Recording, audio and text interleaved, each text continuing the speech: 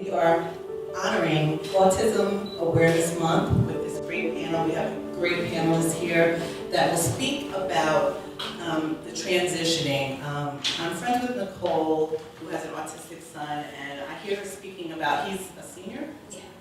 And I hear her speaking about things that she's doing, getting prepared for really adulthood and getting ready for school, or is he going to, getting ready for employment. So I know there's a lot of unanswered questions that are out there, and I hope that we can just give a little bit of information, offer some resources to make people feel a little bit more comfortable about that transition. So, I'm going to have everybody, I do have your bios, but I think it's better when people introduce themselves. I'm going to start on the end. If you just briefly introduce yourself and tell us about your role at your organization. Sure. My name is Anna Wilson. I work at AHRC New York City, which is a large nonprofit that works with people with intellectual and developmental disabilities. We have an array of services, but I work in employment and business services. Specifically, I'm the program coordinator for the Partnership for Inclusive Internships. And we are working to make city government, New York City government, more inclusive by sort of offering and creating new internship sites and making sure that all of our internships are inclusive for all types of people. Before coming to HRC, I was a special education teacher in transition and vocational skills and travel training. So that's a little bit about me. My name is Nicole Lee. I have a nonprofit called Journey Through Seth's Eyes. It's named after my son. His name is Seth. I started out in the child and adult care business. He wasn't able to go into regular daycare, so I started opening my own daycare. That daycare turned into special needs daycare.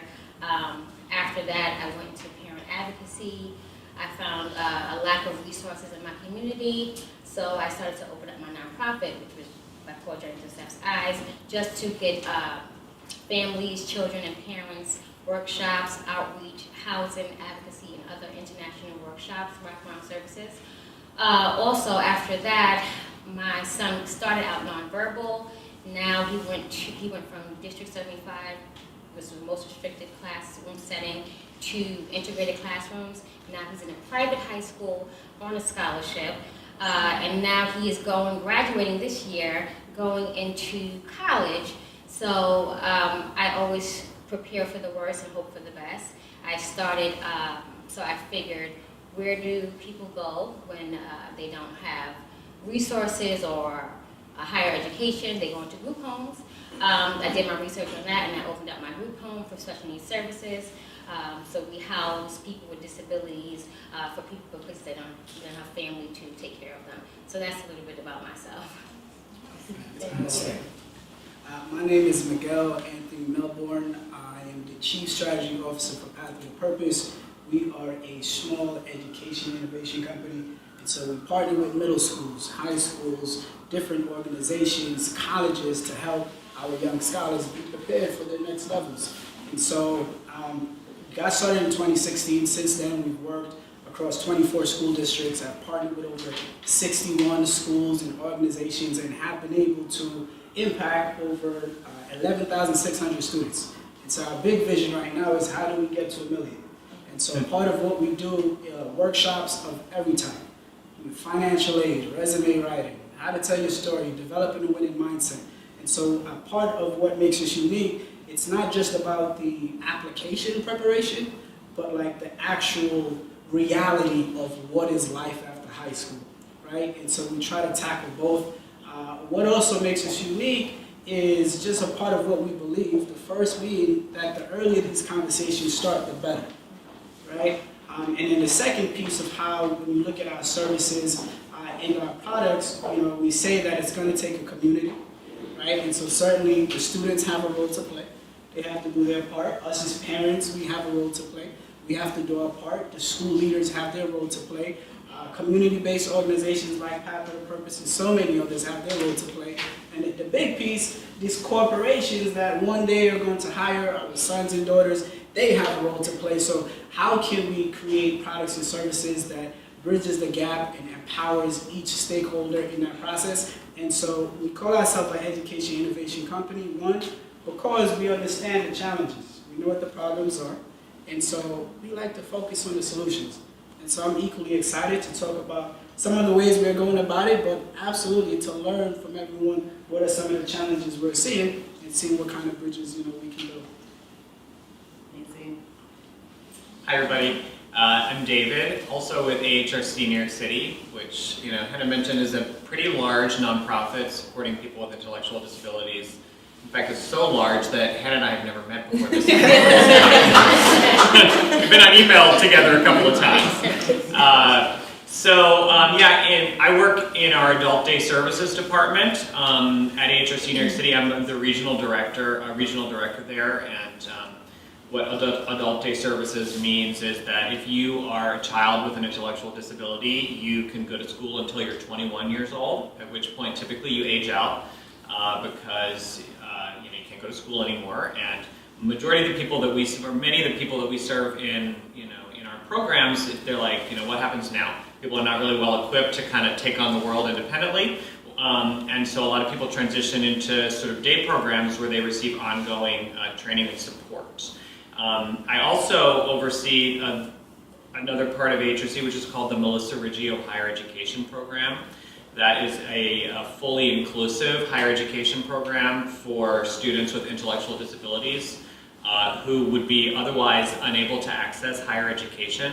So we partner with 4 area colleges, soon to be 5, Queensborough Community College. We just made that connection a couple of weeks ago. I don't know if I'm supposed to announce that yet or not. So keep it in the room. And so our students, they would be somebody that had an IEP diploma. They would not be somebody who graduated with a high school equivalency. If somebody has a high school diploma, but if they have a disability, we kind of say, this program is not for you. We're trying to create an experience for students to attend college in a non-matriculated way where they're able to go to classes with the assistance of a student mentor that helps them to go to class, helps them to access the college campus, and just to be part, just to have, take that step in their life. I also serve as the co-chair of the transition committee of the Manhattan Developmental Disabilities Council. So, and I came to this work because my sister has Down syndrome, and I've always been kind of like, this community has been, I was 3 when she was born, this community has always been really important to me, people with disabilities.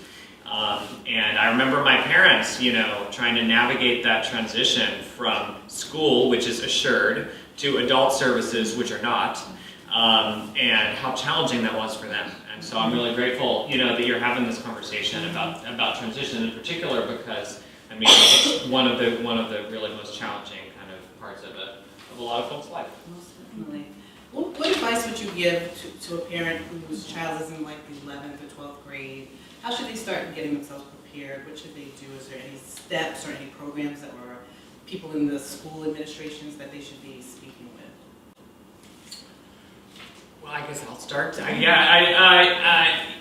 your child has an intellectual disability, they need to sort of prove that. So you need to. Certainly, there are evaluations that need to be completed by a psychologist and by a social worker to establish a person's disability, that it existed in their childhood. And majority of services, for better or worse, are funded by Medicaid. And so a parent should ensure that their child is able to sort of get Medicaid. Because if they wait on that stuff, everything else kind of follows from there. So those would be, I think, a couple of the really first steps that I'll recommend. I think then it's really important to shop around because there is a diversity of services available. And you don't want to just pick one, you want to see what else is out there. And then one other kind of outside the box thing that I'd really recommend people to do is, try to develop what we call sort of like natural supports. So, connect somebody in their neighborhood. Make sure that they know the guy at the bodega on the corner or the person at the laundromat. Maybe connect them with a volunteer opportunity in their community, because those things really, there are tentacles that kind of go from that might open a lot of doors to them, no matter what kind of path they take in their adult life. Apply for guardianship. That's something that's very important for a parent, especially if your child is not knowledgeable of their rights, medically, financially, apply for, like he said, social services, SSI, Medicaid. I have outside agencies that help me with a Medicaid waiver. They don't really look at my income when I'm over a certain bracket, and him being 18 now, he's qualified for different things. So they don't have to look at my income, they look at him as his own person, but you as the grantee to, I guess, access the funding for him or make medical decisions. So that's something that's very important.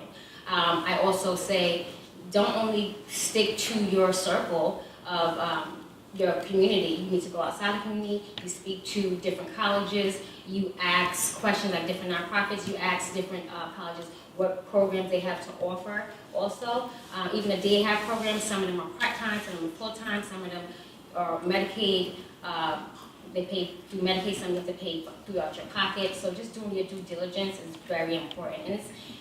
And it's a year and two process because like I said, you have to start. Some of these programs have limits on them in different areas, so you have to literally put them on a wait list sometime to get them the access to the right services. So that's something that I've done for my son since he was 1. See, and we would not, because you've gone through it, we would know all this. Yeah. You really have to either tap into someone who has gone through it, knows what's happening, knows the ins and outs, or really like hooks up with a great organization that'll kind of hold your hand through all of that. Yeah, even with that, like I think I have had a hard time with finding my network and my circle, and even with all the great agencies we have out here. Politically, it's like a political game sometimes, because sometimes the schools don't want to give you the information, sometimes the state doesn't want to give you the right resources for your child, so you have to really do your own research and your own due diligence for your child. If not, they could fall in between the cracks. So I really encourage any parent or guardian to really do your research, do your homework, ask the questions, the hard questions. Even if you don't know, you might think it sounds stupid, but you never know. That stupid answer might save your child's life, or save your child's education, or save you a couple dollars in your pocket. So there's no stupid answer. Bill, you want to ask or you want to? Yeah, absolutely. I think from what we're seeing is that a lot of the issues when it comes to higher ed and preparing young scholars to be prepared for the next levels, it's like across the board. It's like systemic issues, right? So for example, the data is showing that it's 415 students to every 1 guidance counselor nationally. That's ridiculous. Bizarre. That's ridiculous. Right? And so it's just tough for everybody. So what we always do recommend is, as a parent, those guidance counselors, put them to work. You know, you have to be proactive in making sure that your questions are being answered, right? And you do find when they do engage, they do know, I think your son or daughter would be a fit for this. Well, here are some schools that we have found. Here's some services that you could utilize. But the first step is to get in touch with them because they're already overwhelmed. But just personally, especially 11th, 12th grade, this is that cool period. Everything is starting to become real. And so what we like to do is to take it back. First of all, what is college? Like, what is it? And so it's easy to ask or prepare our sons or daughters for college, but what is the thing? And so I was doing a one-on-one with a student the other day. He said, Miguel, I'm smart, and everybody's in 11th grade. He's like, and everybody's starting to talk about college, and the more I learn is the more I realize, it's not like middle school, and it's not like more of high school. So students tend to think that college is just more of high school. And the truth is, it's not. And so what can we do to help them realize the differences? Because it's vast, right? And so the first thing I'd say is to get organized. And just like anything else, we're looking to sell a product, we have to get buy-in. And so we've got to get our sons and daughters buy-in as to what is this thing and why should I care about it. And so something we put together is like a winning plan. It's an Excel file, and it helps students as you're doing the research, as you're finding the different schools, as you're talking about it. Let's write it down, right? Get to a point where you're creating a lot of username and passwords. Let's have somewhere we're putting it. Another tab is what is the Common App? which is the main application they're going to use to apply, let's talk about it, right? And so let's talk about financial aid and paying for it. Let's talk about finance scholarships, but make it fun. Hey, here's another one that's specifically, and so we have to get that buy-in. And by getting that buy-in and having regular conversations and just colorizing what is college if this is the next step, then, you know, students start, oh, I didn't know that, and I didn't know that, and I didn't know that. And so I think it's across the board, if we can solve some of the systemic issues, but, and then also we have to, each student, you know, they have different thoughts and different curiosities. So how do we meet each student where they are, right? And so it's a whole lot to it, but the first part I'd say is to just kind of get organized and creating like their own portfolio, and it's like, almost like their own dashboard. They can see the progress being made. You know, oh, we found another school.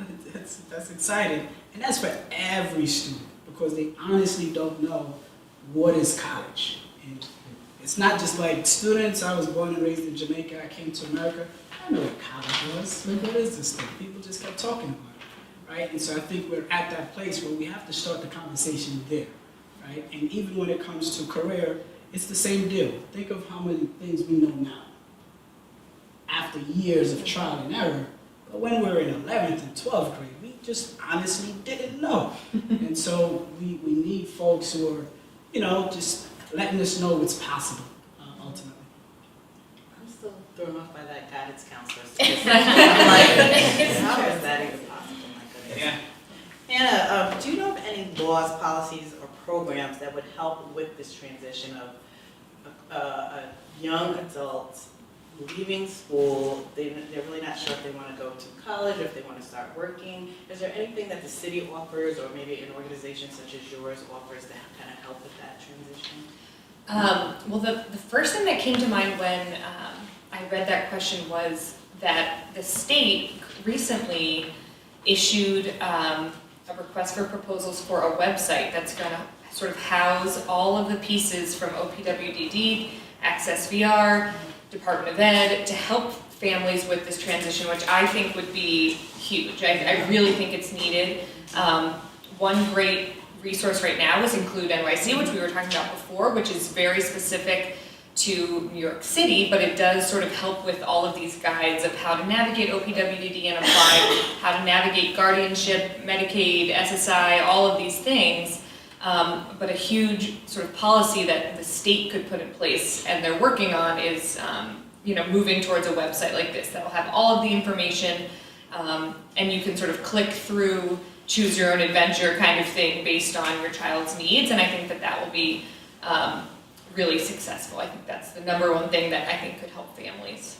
Most definitely. Having everything in one place so you don't have to search all over. Yeah, I mean, it's really hard, as you were saying, to find you know, all of the answers that you need, and to have them in one place, and then you know, be able to find an advocate to help you. I think that would make a world of difference. Nicole, did you find anything, any useful programs, any policies? So me personally, everything that I've done and my son has acquired, we built and created. I've had a hard time of accessing certain programs for my child. Hence why I opened my own daycare, I opened the own group home, I started the nonprofit, because we couldn't find those programs in our areas. So now we're working on collaborations with different colleges, small business owners, to give them internships and job readiness, like coding. A lot of them are very technical. And what about the children who are nonverbal? Getting more daycare programs for them, funded programs for them. They have, my son used to go to a program called Colano. It was a Jewish-based program. They had high school students basically powering the nonverbal kids. We're implementing that program into our nonprofit for our community, so we can have high school and college people power the nonverbal kids and actually help them get acclimated to society. I'm hitting the ground running with a lot of people I've came in business with and contact with to have job readiness programs, basic level entry, retail programs and that nature. Even colleges, by law, they're supposed to have a program for special needs children or young adults, but they don't have that much for them. They have extra time sometimes. You really have to advocate for other services. So we're trying to get a collaboration with different CUNY colleges in New York City and other areas like Atlanta and Florida to have a broader program for children with more one-to-one programs, breaking down the work because they can really access the information and they can really understand it, but everybody processes differently. Some of you have some nonverbal kids, you have people who do sign language, implementing that in more programs in high schools. We're working on that also. So we have a long road to go in New York City and internationally. And I think that with programs like nonprofits like this coming together, I think we can create huge change. So that's some of the stuff that I've been working on, and I think that we'll be having great progress. Have you seen progress? Yeah, so far I've seen a lot of progress. I got a couple grants, some city grants also, did some proposals in the U.S. Black Chambers, Rock Organization, food program, and they're literally trying to get culinary programs for children. So I've been seeing a lot of progress now. Now we're just trying to hit the ground running and get it in more schools. So, and not just in the urban community, but everywhere. No, I love it. I tell you, I really what everyone else has to say. Now we can take it and say what kind of solutions can we create. But the partnership part of it is essential. It's just essential. Like it's everything. And, after we finish a workshop and parents are asking, my son or daughter have this disability, what's out there for them? These are the same questions we're coming back and we're going to search and see what's out there. We're going to build a partnership. And so as you mentioned, a lot of students, they're tech savvy. They're way better than us. Right? It's not even close. I have conversations with students and there's no way you're in 8th grade. It's impossible. But there's an organization called Perscolis. I'm not sure if anyone heard of it. The moment I came across it, I'm like, I think I need a course. But they teach students that have an interest in tech. Right? And it could be students from 18 to 21, and they teach, it's a free program. This is my favorite part, it's completely free. So this may be a student that says, you know what, maybe college isn't the route for me. And so what we truly believe as an organization, it's not that every student should go to college, right? But what we believe is that every student and every family should be well informed to have the information they need to make the best decision, right? And so this is where we find partners, of course, that are college, and we find partners that have to do with job readiness. Perscolis is certainly one of them to think about. It's a free program, 6 weeks, they get a certification, they give the students job readiness training, mock interviews, like the whole nine. I'm like, this is amazing, right? A very large organization, they do a lot of things digitally as well as in person. In terms of Path to the Purpose and what we've done, one of the big issues we see is just like access to the preparation. So as you mentioned, a lot of students, they learn different. Some of them is visually, they need to touch some things, they need to watch. And so during the pandemic, just to give some perspective, during the pandemic, of course, school shut down, right? So we do in-person workshops, we take students on college trips, the whole nine. So pandemic happened, about 70 of our events were canceled. It's over. So what we then decided to do is to innovate. And so we created the company's first product, college study flashcards, right? Because again, solutions oriented, we say, how do we ensure that college prep remains a top priority? And so we looked and said, well, what are some of the questions we're always getting from parents and students? What are some of the topics that we wish we were learning when we were in high school? And so we created 5 topics, the first being types of colleges, which break down the different types of colleges and degrees, because unless we study it, we don't know, right? Financial aid, of course, how do we pay for this thing? I love to joke with financial aid. If you ask my mom right now what is FAFSA, she doesn't know. Caribbean woman, her overtime had overtime. When was she going to sit down to learn all this information? So we put it into a deck of flashcards. So now students are able to learn, but also parents can now have a conversation because they have the information. Then we broke down college resources. So one thing that's a big difference between high school and college is that in high school and middle school, everything is pretty much given to our students. But when they get to college, they have to learn to advocate for themselves. And this is the tough part, right? So you've spent so many years helping your students along. Now how do we put them out there and they have to figure it out for themselves, right? And so we created a deck where it lets students and families know what are all the major resources that exist on a college campus to help the students thrive and succeed. That's in the deck. Then we created one on entrepreneurship because things have changed. Sons and daughters can come now and say, I want to start a business. We got to be prepared for that conversation. They have to be prepared. And then the last piece is just, as adults, we know how stressful work could be sometimes. You know, it's filled with anxiety for all of us. It's the same for students. School is stressful, especially considering all the adjustments and adaptation for the last 2 years. And so we created a deck of affirmation cards. And so on one side, you're going to have a power word, and then on the flip side, you're going to have an affirmation. So now it helps them to overcome those doubts and fears, right? And so this is how we're thinking about helping students to be prepared for not just college, but like life after high school, right? And so that's why I'm really enjoying hearing all the challenges that we're seeing. That's very cool. Yeah, I'd love to see those materials. Just last night I was. Oh, awesome. Perfect.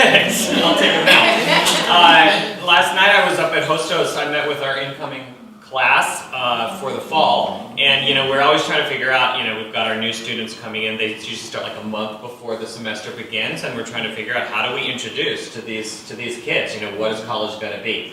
That's a really. Those sound like really good resources. Yeah. They need to give every senior those classes. Yeah. That's amazing. Appreciate it. So great. David, have you seen any challenges or obstacles when parents are trying to obtain information about the transition from high school to college or employment? There are plenty of obstacles. There are so many obstacles. I think some of them we touched on. The fact that you can't even find, you don't even know where to look. I think what Hannah mentioned about having sort of like a central place to look for information is really useful. Sometimes those things exist, but people don't know how to find them. There's a great website called Think College, which is sort of like a national consortium of inclusive higher education programs that I would, but people don't know to look there. Include NYC is a tremendous organization, but if you don't know that it exists, you don't know how to get connected with them. One of the other, I think, real obstacles that we see, unfortunately, more and more is, our previous, I won't go too political, I guess, but our previous governor, was mandated by statute to provide a cost of living adjustment to nonprofit providers as part of the annual budget, and blocked it for 10 out of 11 years. And so funding for nonprofit providers for people with intellectual disabilities remained flat over 10 out of 11 years, although costs, of course, increased. And so some of the kinds of things that, unfortunately, this year, like the state is flush because there's all the stimulus money, so it's like a good year, and like people are really happy about that, but you also worry about the future. And so some of the kinds of things that we offered 10 or more years ago, I think we, on the one hand, I think we're always paving new ground, but on the other hand, money is tighter. And so some of the kind of individualized, you talked about one-to-one kind of assistance that a lot of people really need to really customize their experience is more challenging now, than it used to be. And I think some of the folks that really suffer from that are the people with the highest needs. An agency like mine gets paid by the state the same amount of dollars regardless for supporting somebody regardless of the level of need that they have. So somebody who can take the subway independently to a program, who maybe can get a job after hours, and somebody who needs assistance in the bathroom, and who has major sort of like challenging behaviors. It's the same, there's the same level of funding for both of those folks. There are some very limited, what they call high needs funding options, but those tend to be only sort of like exist for 1 year at a time. And I think that there's a real crisis that, especially in the pandemic, I think that has really emerged even more so for the folks that really need the most hands-on support. I guess that would be one of the many things that I would Yes, mention there. yes, and the pandemic exposed a lot. A lot came to the surface. Nicole, I know you talked about a lot of challenges. Is there like a bigger challenge that maybe something that you didn't think you would experience, but you're like, my goodness, why is this in the way? Like, why is this even an issue? When you are trying to, get information, when you're trying to get to the next step. I know your journey's been long. Yeah, I think he kind of touched on it. It's really, you don't want to get political, but it's really political. It's really about the funding and where they want to put the funding, who they want to give it to. It's a really sad thing that I have parents I work with who they can't afford a train fare to get their child to evaluation 30 minutes away, and the city can provide busing or a one-to-one or a power, and then they can't get that. It's just the financial burden for the people who need it the most. Even people in my group home who don't have families, and I have to advocate for them to get certain Medicaid and housing vouchers and food stamps, and there's a lot of people who get taken advantage for that because you don't have family, Right. So I have a kind heart, and I started my businesses for my son, and hopefully if he was in that predicament that he would have somebody to look after him who really cares about it. But I think things like that, it's why I say why. Like, you have people who are really vulnerable out here who really need the work or who really need the help, and politics is getting in the way, basically. The funding is getting in the way. And it really should go to the people who need it the most. I think that the disabled community is the most vulnerable community out here. And we've been fighting for rights and extra funding from schooling to housing to education to healthcare for so many years. It's like, why is the most vulnerable community still at lack of all of these services? So I think that's the wow factor for me. And every day, I think every person I meet, it comes from a personal place. Like, you have a sister, and I have a son, and someone else I know who had a brother, and people run for office to change, these laws and legislations because it's something close to their heart. And I think that's the big wow factor for me, is that these people really need the help. Like, my son was fortunate. He, we really put a lot of work in. He was nonverbal. We used to have behavioral problems, bang his head on the floor, write feces on the wall. And to see where he is today, verbal, going to college, it's a miracle. It was a lot of hard work, a lot of sleepless nights, but it's doable. And I tell people every day, like, you look at me, you might not think I went through the things I've been through or my son been through. People look at him and say, oh, he doesn't look autistic. I don't even know what that means. There's no look for that. But to go through that journey has really humbled me and really softened my heart. I can look at a person and see there's an issue or a disability. So I think that's the wow factor in me. It made me really realize how fortunate we are as people, to walk, to talk, not to comprehend certain things. And it scares me that society is not ready, still not ready, for this most vulnerable community and have them and helpful for them. So I think that's the wow factor for me. Do you think that the perception of people with disabilities has gotten better over the years? I do know here at Pride Global we have an employee resource group for, I think we call them, I have a really great name. We just had a brand new name, I think it's diverse abilities or something like that, where we really want to support our employees. So I look at that as such a positive thing. But do you think, as a parent or as someone working at an agency, that the perception and the views have gotten better? Are we more accepting as a society, or in New York City maybe? Is it getting better? I think it's gotten better. I think the awareness has broadened. So I think, but we still have, we were just speaking over there in the corner about, like, we create these programs and, we have diversity, inclusion, and we have college programs, but then my son is socially awkward. You know, he can academically pick up things, but socially, you know, if you tell him to hold something, he's just gonna hold it and not know what it is, you know? So it's that aspect of it, having the social awareness of your surroundings that we're kind of losing touch. So yeah, we have these great ideas, we wanna help, but I think that we need to get more involved and more boots on the ground when it comes to, okay, how can we help these people really succeed?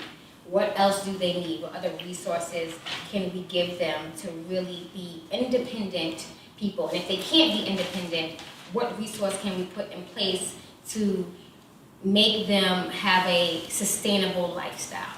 So I think it's gotten better. The awareness is, you know, autism awareness walks and all this stuff, people know of it. But there's so many other disabilities besides autism. And I think that with more advocacy, more research, more outreach, it's only going to continue to get better. Yeah, we were mentioning that, like from the excuse me, the business perspective, I think a lot of companies and a lot of city agencies that I work with are really interested in hiring people with on the autism spectrum or people with disabilities, which I think is wonderful, and I think that that's a big step, the sort of awareness and acceptance piece. But to Nicole's point, it's sort of, you know, you have to then put in the structures in place that'll really support people to be successful in a workplace or in college, or you know, it's one thing to just say awareness and acceptance and be excited about new programs, but then it's sort of going that extra mile and making sure that it's true inclusion. You know, in our internship program, we have a lot of supervisors and teams who are really gung-ho and excited about inviting a new intern, a person with a disability, into their team. But it's not enough to just like work alongside someone with a disability. It's really, are you inviting them to lunch with you or to happy hour or to whatever your team is doing? And like, that's true inclusion. It's not just about being invited to work there, if that makes sense. Yes, we might have initially gotten connected with your organization, and he wants to, you know, bring on some interns and do some things. Do you see, what do you think is a benefit of hiring someone with a disability? Well, I think there's a lot of benefits. I think the most sort of profound change is diverse perspectives in the workplace, and you know, creativity and sort of getting new perspectives, things that you would never even thought about just by working with someone who has a different perspective. At least in the Partnership for Inclusive Internships, when I work with supervisors and I ask, like, you know, has this been meaningful to you, or why, you know, how has it impacted your work life? We have a lot of supervisors who say, like, it's really reconnected me to the work that I was doing before. So I was speaking with a woman who was sort of a high-level person at the Department of Homeless Services, and so she had taken on an intern, and in the process of breaking down the tasks that she was asking an intern to do for her, a person on the autism spectrum, she was like, sort of like evaluating the work that she's doing and recommitting to it and saying, wow, I love what I do. Look at this, it's amazing. Like I think we get so caught up in the day-to-day of our work that sometimes we forget about, like, wow, I really like what I do, or this is a great project that I'm working on. And so I think that bringing in people with different abilities into the workplace can help, you know, change a work culture, honestly. Though there are a lot of people that just, you know, bringing in people that really love their job in this age of a lot of workplace turnover, you know, is not a bad thing either necessarily, and can lend a certain stability to the workplace. Okay, I'm going to open it up to questions. Does anyone have any questions? We have, I think, I'm looking at your watch, we have like 3 minutes. I have a question. I loved your question, Radia, about the value of, you know, bringing in employees with disabilities. I feel like that kind of ties into my thought around, like, when you think about the people that you're going to be working with who have disabilities. Me personally, I've never worked with anyone who has autism, at least that I know of. So what can you all do as organizations to help even bring education to the workforce? A lot of what we do is supervisor or like coworker training and just disability etiquette and sort of trying to break down those stigmas, or I think people feel really awkward and don't want to be politically incorrect, and they don't want to ask questions about what it means to work with a person on the autism spectrum. So I do think just having those like kind of frank conversations at the beginning, when an intern will be coming into the office about here's what you can expect and here are some things, and even allowing the intern to say here are some things that I prefer, or you know, for example, we have an intern who came and we have sort of an open office setting, and we have like kitchenette kind of thing, and we had an intern who came in and didn't realize, a person on the spectrum, and didn't realize that everyone brought in their own plates and forks, and so started using someone else's utensils at lunch because didn't know that that wasn't,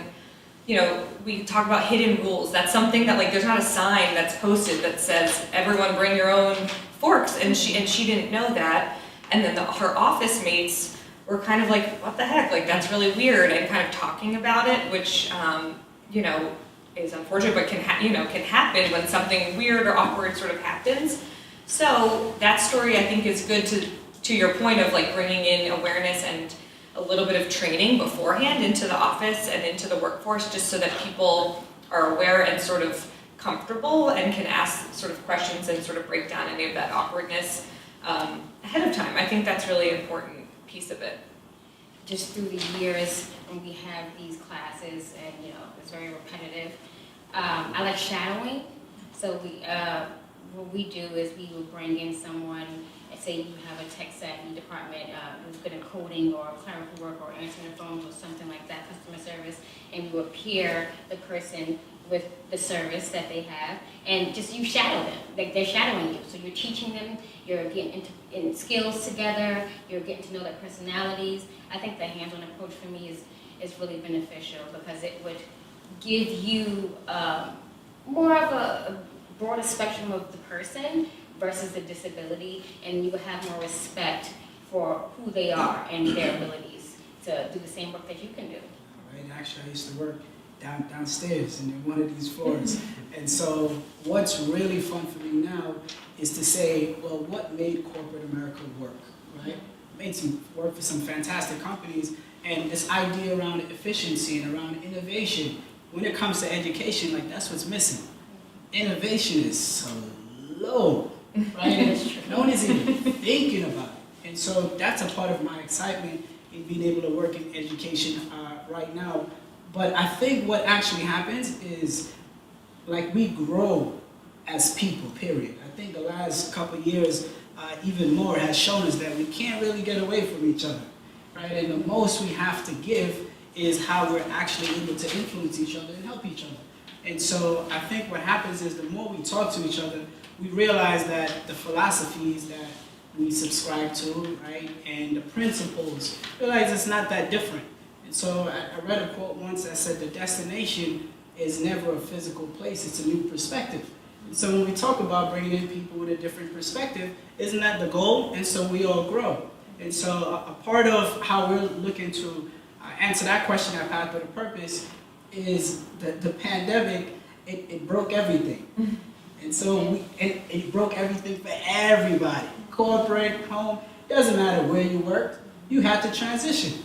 It didn't matter what school you were in, or you had to transition. So we all had to figure it out. And I think we have to keep that energy to say, you know what, the way it has been before, nope, I don't believe you. Because we all change over the last 2 years. It's over, right? And so something that happened, now that schools are back in person, we're seeing a whole lot of, let's get back to the status quo, like things used to be. But we're saying, no, the students know this is the only way to learn. And so actually this summer, we are working on a product where all the workshops that we offer. And as I mentioned, what makes us sort of unique, we don't just focus on the application. So we have a workshop called Networking 101. So teach these same students to network before they get the opportunity, right? How to tell your story. How do you pitch yourself? How do you take this challenge that you've lived with your whole life and how do you use that to tell a story that's empowering, right? So we have a workshop about that. So here's the real difference. Before, a school would partner with us, hire us, and we'd go into the school, we'd have that workshop in person, or we'd have that workshop now over Zoom. And so what we decided to do was to create our own online academy with the entire gamut of all our workshops. And so now a parent doesn't have to wait for the school to say, hey, next Thursday at 7, does that work for you? Now a parent can go right to our website and say, you know what? Yeah, I do want my son or daughter to learn about networking 101. I do want them to learn about how to find scholarships. We have a workshop called Developing a Winning Mindset. Yeah, right? So now a parent or a student, they don't have to wait anymore. It's over. So we're not just going to go back to status quo. We have to use what we've seen work and open it up and create more access for more people. And over time, what happened is, it doesn't matter if you have a challenge, a disability, it doesn't matter what it is, you had access to the preparation to be ready for that moment. And so definitely something we're thinking about. Oh yeah, that's a big key, access. Access. What is the transition for students that are coming into the workplace, right, where they are the minority, quote unquote, because they have the disabilities or they are at risk and haven't really been exposed to now a professional environment? I am noticing that the higher educations, they're pretty much getting the picture, right? There's more resources there, but there's a lag with corporate America and other businesses. And I really am starting to see our students go to like retail or customer service, but how do we begin to bring our students to corporations where they can actually get entry-level positions and not just retail, customer service, etc. There's nothing wrong with that, but how do we connect it? What do you see? So I think that I'm an entrepreneur myself, so I believe that I go straight to the source. We go to the corporations and we sit down and we say, well, these people have the same skills that these people do, and let's do a trial error and see if you can believe in the same things that I know that they can work on. I think that's how you get to the source. And I think that's going to be the bridging the new gap, to be honest. The entrepreneurs, the business owners, they're going to be the ones who are hiring the people with the disabilities. Because like you said, all of them kind of fall into the retail departments, and they're skilled. So why just fall into retail? Because you see disabled, or you see autistic, or you see hearing impaired on their resume, you think that they're incapable of doing the job and they can't. So I would try to pitch to the corporation, let's do a trial error and see if this person can do the job, and if they can, then you offer them a position, internships, offer them more internships also, because that also will give them the skills to acquire that they need for the job, basically. So I think once you get that and you go to the source, it would open the doors for everybody else. Yeah, we've had a lot of success with the internship model because we work with city agencies, but it's the same, I would think, for a corporation to sort of test someone out, really. And I think it's one of the best ways to do that sort of trial and error, because 9 times out of 10, the business will say, wait, this person's amazing. Exactly. They can do all of the elements of the job. We want to keep them. They're going to stay forever. They're happy about their job. They love it, and we can really offer them a pathway here. So I would say the internship model has been really successful, and AHRC has sort of built this model that's inclusive, and you can sort of do a pilot model and replicate it in other businesses. But I think another key piece of that is not just bringing in interns who we know can be successful, but really offering that extra support. So support whether in the social skills sort of arena or in executive functioning skills. That's a big piece that I think we can practice in high school, in college, on your way to a job, because those executive functioning skills like time management and prioritizing your work, the demands are high in high school for those things, but when you get to work, they're higher and they're a bigger thing, and those, I think students aren't as prepared for them. So I think the piece of the internship program, and our inclusive internship program that's been useful, is partnering with a nonprofit like AHRC to provide that extra support. So like helping students either one-on-one or in a group to build those executive functioning skills while they're working, so that they're a little more able to be successful. Wonderful. Well, this has been fantastic. I want to be respectful. I know we ran over a little bit of everyone's time, but I want to thank our panelists. They were full of gems, full of information. I think we could have gone on and on and on. There was a lot of stuff that we had to uncover. So thank you so much.